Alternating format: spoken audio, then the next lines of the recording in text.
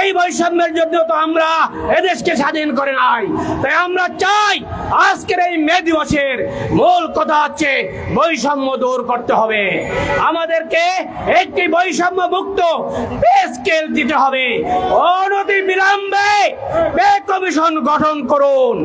তা যদি না করা হয়, বাংলাদেশের সরকারি কর্মচারীরা 11 থেকে 20 গ্রেডের কর্মচারীরা এমন কর্মসূচি দেবে যেটা আপনারা কল্পনাও করতে পারবেন না।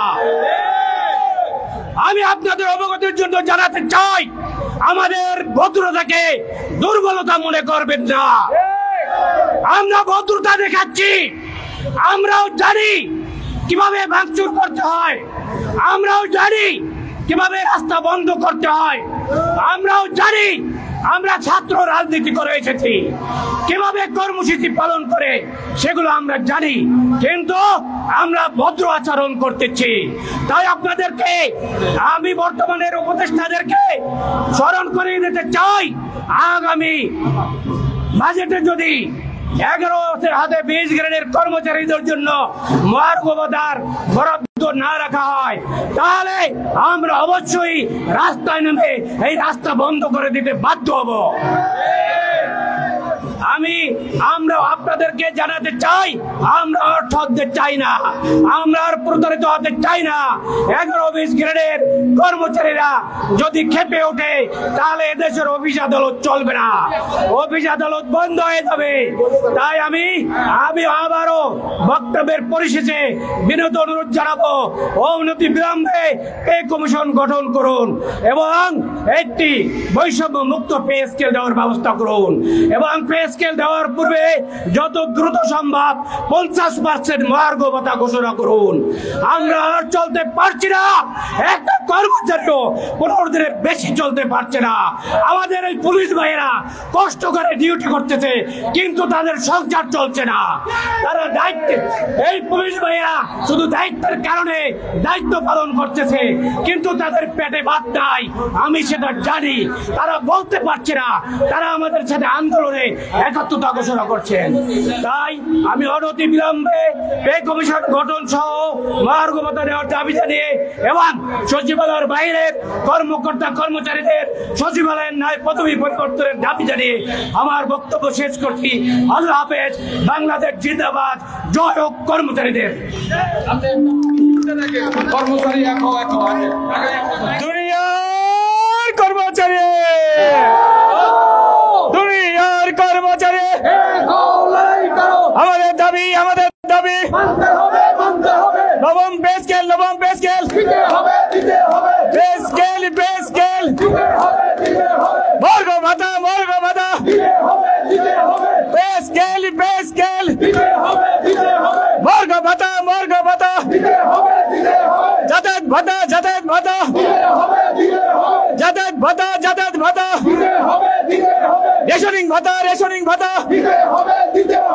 সম্মানিত উপস্থিতি, এই পর্যায়ে আপনাদের সম্মুখে বক্তব্য পেশ করবেন 11-20 ফোরামের সাধারণ সম্পাদক এবং বাংলাদেশ সরকারি কর্মচারী দাবি আদায় ঐক্য পরিষদের সমন্বয়ক জনাব মাহমুদুল হাসান। জনাব মাহমুদুল হাসান আপনাদের সম্মুখে এখন বক্তব্য পেশ করবেন। সুপ্রিয় উপস্থিতি, আসসালামু আলাইকুম।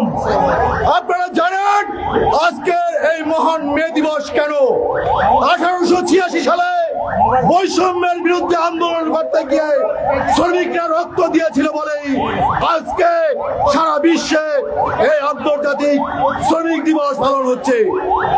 আমরা বাংলাদেশের কর্মচারীরা সারা বিশ্বের মধ্যে সবচেয়ে কম বেতন পাই।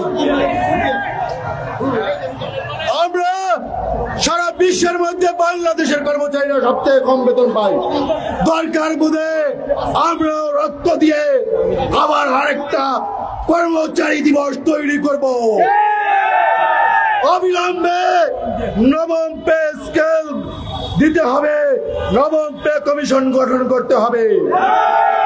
যদি না করা হয়, আমরা সকল অফিস আদালত বন্ধ করে দেব। যদি এই জুনের বাজেটে আমাদের জন্য মহার্ঘ ভাতার বরাদ্দ না রাখা হয়। 2রা জুন বাজেট ঘোষণা হবে, 3রা জুন থেকেই সকল অফিস আদালত বন্ধ করে দেব। আমরা খুব শান্তভাবে ধীর স্থির ভাবে নিয়মতান্ত্রিক ভাবে সরকারকে বিভিন্নভাবে জানিয়েছি। সরকার আমাদের কথার ভ্রুক্ষেপ করছে না। আমাদের যদি এই নিয়মতান্ত্রিক আন্দোলনকে ভ্রুক্ষেপ করা না হয় তাহলে আমরা কোনো ক্রমেই মেনে নেব না। আমরা আমাদের এই আন্দোলন চালিয়ে যাব এবং আপনারা আমাদের সাথে থাকবেন এই আশাবাদ ব্যক্ত করছি।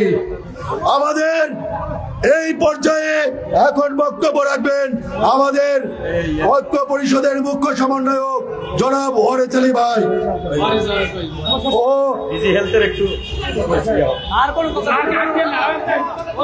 আমাদের ঐক্য পরিষদের মুখ্য সমন্বয়ক আজকের অনুষ্ঠানের সভাপতি জনাব ওয়ারেস আলী ভাই এখন বক্তব্য দেবেন।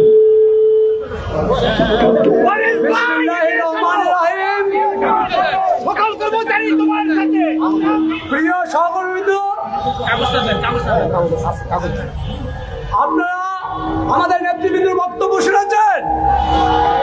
আমরা প্রজাতন্ত্রের কর্মচারী, আমরা শ্রমিক কর্মচারী। আপনারা এই দিনটির তাৎপর্য শুনেছেন। 1886 সালে কর্মচারীদের তথা শ্রমিকদের ন্যায্য অধিকার না মানায় আমেরিকার শিকাগো শহরে আমাদের শ্রমিক কর্মচারীরা আত্মহত্যা দিয়েছিলেন। তাদের দাবিতে, তাদের চেষ্টা, তাদের আত্মহত্যার ফসল আজকের এই মহান মে দিবস। সম্মানিত সহকর্মীবৃন্দ, আমরা প্রজাতন্ত্রের কর্মচারী তথা আমাদের ডক্টর ইউনূস সাহেবের কর্মচারী। আমরা প্রজাতন্ত্রের কর্মচারী হিসাবে আমাদের অভিভাবক জনপ্রশাসন মন্ত্রণালয়, আমাদের ডক্টর ইউনূস সাহেব জনপ্রশাসন মন্ত্রণালয়ের দায়িত্ব নিয়োজিত উপদেষ্টা।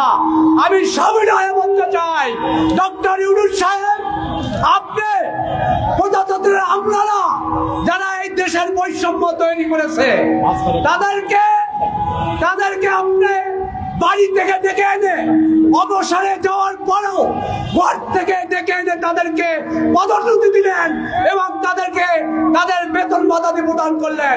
যা অত্যন্ত ঘৃণার, যা অত্যন্ত লজ্জার, যা অত্যন্ত প্রজাতন্ত্রের কর্মচারীদের কষ্টে। আমরা প্রজাতন্ত্রের কর্মচারী, আমরা আমাদের পরিবার পরিজন নিয়ে কোনোভাবেই আমাদের সংসার চলছে না।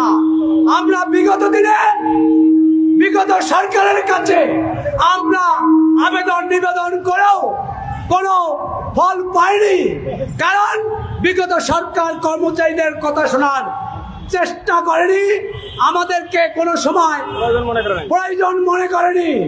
আমরা প্রত্যাশায় ছিলাম বর্তমান সরকার বৈষম্য বিরোধী সরকার। এই সরকার প্রজাতন্ত্রের কর্মচারীদের বৈষম্যের বিষয় বিবেচনা করে আমাদের বিষয় দেখবেন, কারণ সরাসরি আমাদের প্রধান উপদেষ্টা মহোদয় আমাদের অভিভাবক। আমরা কি দেখছি? আমাদের প্রধান উপদেষ্টা তথা আমাদের অভিভাবক প্রজাতন্ত্রের 11 থেকে 20 গ্রেডের কর্মচারীর বিষয় কোন চিন্তা না করে উনি ঘরে থাকা আমলাদের যাদের সুযোগ সুবিধা, একের পর একাধিক সুযোগ সুবিধা, যাদেরকে কাল লোন দেওয়া হয়েছে 30 লক্ষ টাকা, ফেরত দেওয়া হবে 18 লক্ষ টাকা, যাদেরকে ওই কার মেনটেনের জন্য দেওয়া হচ্ছে প্রতি মাসে 50,000 টাকা।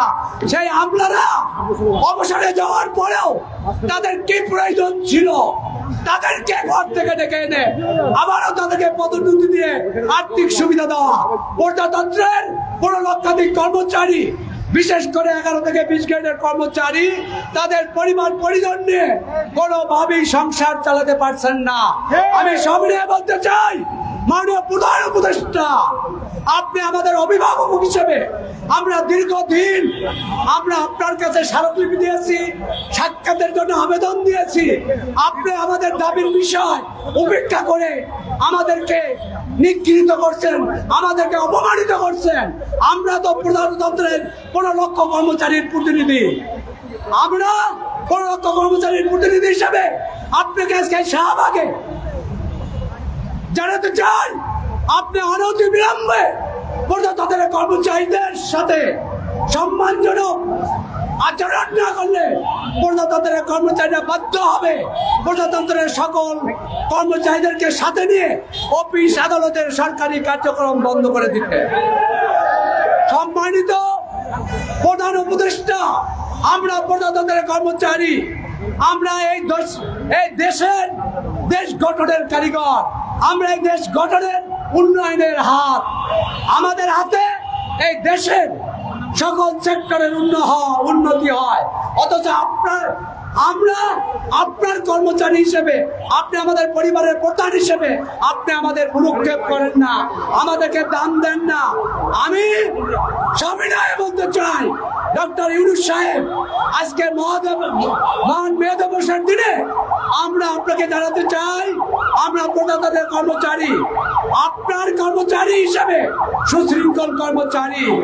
আমরা চাই না আমরা অফিস আদালত বন্ধ করে রাস্তায় কর্মসূচি পালন করি আমাদের অধিকার আদায়ের জন্য। বাংলাদেশের প্রেক্ষাপট আছে, 5 বছর পর পর পে স্কেল দেওয়া হয়।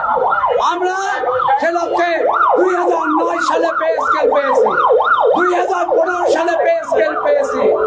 আমরা দীর্ঘ 10 বছর হয়ে গেল বিগত সরকার আমাদেরকে পে স্কেল দেননি, পে কমিশন গঠন করেননি। আমরা আপনাকে জানাতে চাই, আপনার তো বৈষম্য বিরোধী সরকার, আপনার ছাত্র জনতার সরকার, আপনার কর্মচারীর অভিভাবক, আপনি অনতি বিলম্বে প্রজাতন্ত্রের কর্মচারীদের জন্য নবম পে কমিশন গঠন করুন। আপনাদের অবগতির জন্য বলতে চাই, নবম পে কমিশন গঠন করতে আপনার রাষ্ট্রের তথা অর্থ মন্ত্রণালয়ের অর্থ কোষাগারের একটি পয়সাও লাগবে না। যেহেতু আপনার রাষ্ট্রের আপনার কোষাগারের একটি পয়সাও আমাদের পে কমিশন গঠন করতে লাগবে না। আপনি অতি দ্রুততার সঙ্গে পে কমিশন গঠন করে দিন। আপনি অন্তর্বর্তীকালীন সময়ের জন্য 50% মহার্ঘ ভাতা প্রদান করুন। আপনি রেশনিং পদ্ধতি সকল কর্মচারীদের জন্য চালু করুন। আমরা প্রজাতন্ত্রের কর্মচারী হিসেবে বলতে চাই, একটি স্বাধীন সার্বভৌম দেশে স্বাধীনতার 54 বছর পরেও সচিবালয়ে একরকম নিয়ম, সংসদ সচিবালয়ে একরকম নিয়ম, আপনার কার্যালয়ের কর্মচারীদের একরকম সুবিধা। আমরা প্রজাতন্ত্রের কর্মচারী হিসেবে এই স্বাধীন সার্বভৌম বৈষম্য বিরোধী অবস্থায় আমরা চাই এক ও অভিন্ন নিয়োগ বিধি। আমি ব্যাখ্যায় বলতে চাই, সচিবালয়ের নয়, আমাদের বাইরের অধিদপ্তর পরিদপ্তরের পদ পদবি হবে এক ও অভিন্ন। সকল কর্মচারী আমরা সম অধিকার পাবো, এই প্রত্যাশা ব্যক্ত করছি। আমি সম্মানিত সকল উপস্থিতি, আমাদের সহকর্মী, প্রিন্ট মিডিয়া, ইলেকট্রনিক মিডিয়া সহ আইন প্রয়োগকারী সংস্থার ক্যাডারদের জানাতে চাই, প্রজাতন্ত্রের কর্মচারীরা 5 বছর পর পর পে স্কেল পেলেও 11 বছর পায়নি। আমাদের সংসার চলছে না, আমরা ধার দেনায় যারা জন্য আমাদের জিপিএফ, আমাদের ভবিষ্যৎ ফান্ড, সেই ফান্ড থেকে আমরা একাধিকবার আমরা বেতন ভাতা তুলি।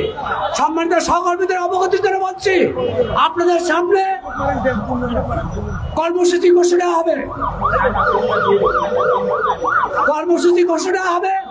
সেই কর্মসূচি আজকে যারা উপস্থিত আছেন, আমাদের সহকর্মীরা যারা বিভিন্ন অধিদপ্তর পরিদপ্তরে কর্মরত আছে, তাদেরকে অবহিত করবেন।